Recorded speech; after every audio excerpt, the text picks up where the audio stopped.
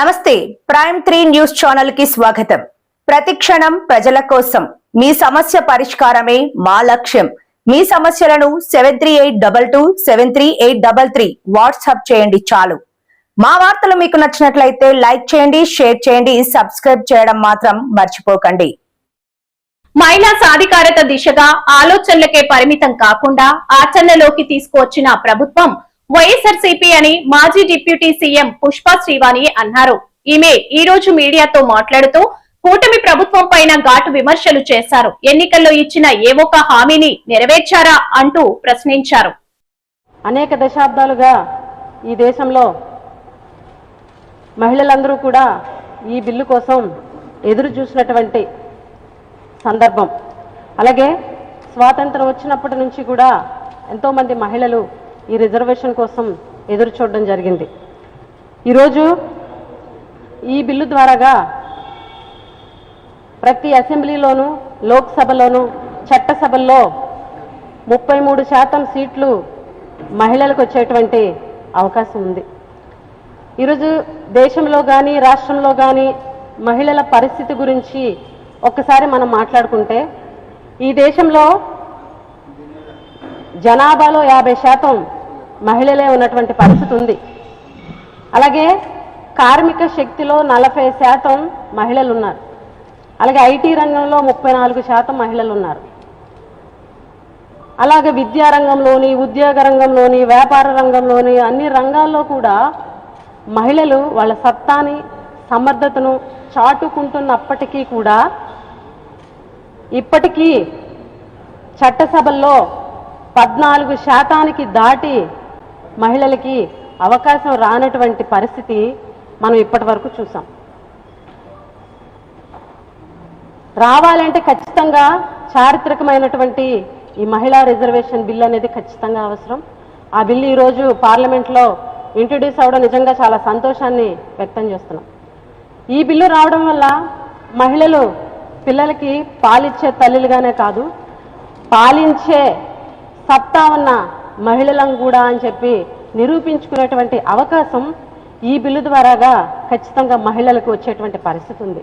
అంతేకాదు ఈ బిల్లు ద్వారాగా చట్టసభల్లో కానీ, చర్చల్లో కానీ మహిళా సమస్యల మీద, మహిళా హక్కుల మీద, మహిళా సాధికారత మీద చట్టసభల్లో, చర్చల్లో పాల్గొని సలహాలు, సూచనలు పంచుకునేటువంటి అవకాశం దక్కుతుందని కూడా ఈ సందర్భంగా తెలియజేస్తున్నాం. ఏదైతే ఈ బిల్లు ఈ మహిళా రిజర్వేషన్ బిల్లు ప్రతిపాదన వచ్చిన తర్వాత ఈ రాష్ట్రంలో అన్ని పార్టీల కన్నా ముందు కూడా, అన్ని పార్టీల కంటే ముందే జగన్మోహన్ రెడ్డి గారే మొదట స్వాగతించినటువంటి విషయం మీ అందరికీ కూడా తెలుసు. ఎందుకనంటే మహిళా రిజర్వేషన్ కోసం రాజకీయాల్లో మహిళలకు రిజర్వేషన్ కల్పించినటువంటి నాయకుడు వైఎస్ జగన్మోహన్ రెడ్డి గారు. జగన్మోహన్ రెడ్డి గారు 5 ఏళ్ల పాలనలో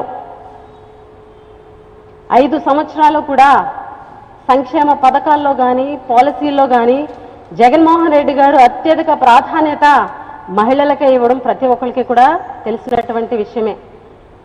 ఏదైతే రాజకీయాల్లో మహిళలకి అత్యధిక ప్రాధాన్యత ఇచ్చినటువంటి నాయకుడు కూడా ఈ రాష్ట్రంలో జగన్మోహన్ రెడ్డి గారు ఒక్కరే అని చెప్పి సందర్భంగా తెలియజేస్తున్నాను. ఎందుకనంటే రాజకీయాల్లో మహిళలకు అత్యధిక ప్రాధాన్యత ఇస్తారు అనడానికి నేనే ఒక ఎగ్జాంపుల్. ఈరోజు మీ ముందు ఇలా మాట్లాడుతున్నాను అనంటే జగనన్న ప్రభుత్వంలో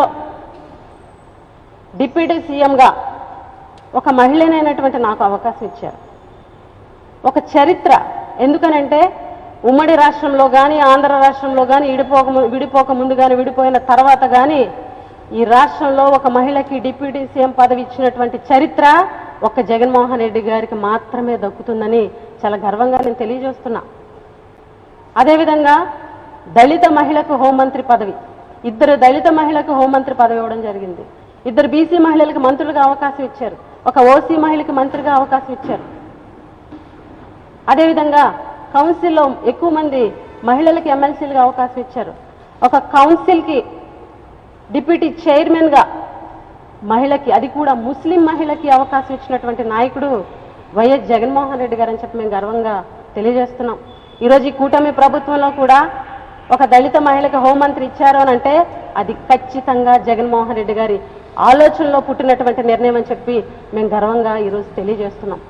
జగన్మోహన్ రెడ్డి గారు రాజకీయాల్లో మహిళలకి ప్రాధాన్యత ఇస్తూ రాజకీయ పదవుల్లో 50% రిజర్వేషన్ 50% అవకాశాలు మహిళలకు ఇవ్వాలని చెప్పేసి రిజర్వేషన్ చేసి చట్టాలు చేసినటువంటి గొప్ప నాయకుడు జగన్మోహన్ రెడ్డి గారు. అంతేకాదు మహిళా సాధికారత కోసం జగనన్న ప్రభుత్వంలో జగనన్న అమ్మఒడి కానీ, వైఎస్ఆర్ చేయూత కానీ, అదేవిధంగా ఫీజు రియంబర్స్మెంట్ పథకం కానీ, వైఎస్ఆర్ ఆసరా కానీ, 31 లక్షల ఇళ్ల పట్టాలు కానీ, అలాగే 21 లక్షల మంది అక్క చెల్లెలకి పక్కా ఇల్లులు నిర్మించడానికి శ్రీకారం చుట్టడం కానీ, అదేవిధంగా మహిళల రక్షణ కోసం, మహిళల భద్రత కోసం దిశ చట్టాన్ని తీసుకురావడం కానీ, దిశ చట్టాన్ని అమలుపరిచి అందులోనే ఉన్నటువంటి అంశాలని దిశ పోలీస్ స్టేషన్ కానీ, దిశ యాప్ కానీ, దిశ పెట్రోలింగ్ వెహికల్స్ కానీ, అదేవిధంగా మహిళలకి ప్రత్యేక ఫాస్ట్ ట్రాక్ కోర్టులు కానీ ఇవన్నీ కూడా పెట్టి మహిళలకి రక్షణ కల్పించినటువంటి, మహిళల రక్షణ కోసం అడుగులేసినటువంటి ప్రభుత్వం జగనన్న ప్రభుత్వం అని చెప్పి గర్వంగా తెలియజేస్తున్నాం. ఈరోజు ఈ బిల్లు ప్రతిపాదన వచ్చిన దగ్గర నుంచి కూడా అందరికంటే ముందే, అన్ని పార్టీల కన్నా ముందే జగన్మోహన్ రెడ్డి గారు మద్దతు పలకడం, స్వాగతించడం మీరు అందరూ చూశారు. జగనన్న ప్రభుత్వంలో 5 ఏళ్లలో ఏం జరిగిందో మీకు మచ్చుకు చెప్పడం జరిగింది. అటువంటి జగనన్న పాలన కూడా ఈరోజు ఈ కూటమిలో ఉన్నటువంటి పెద్దలు, ఈ కూటమిలో ఉన్నటువంటి ఎంపీలు, ఎమ్మెల్యేలు, మంత్రులు విమర్శించేటువంటి పరిస్థితి.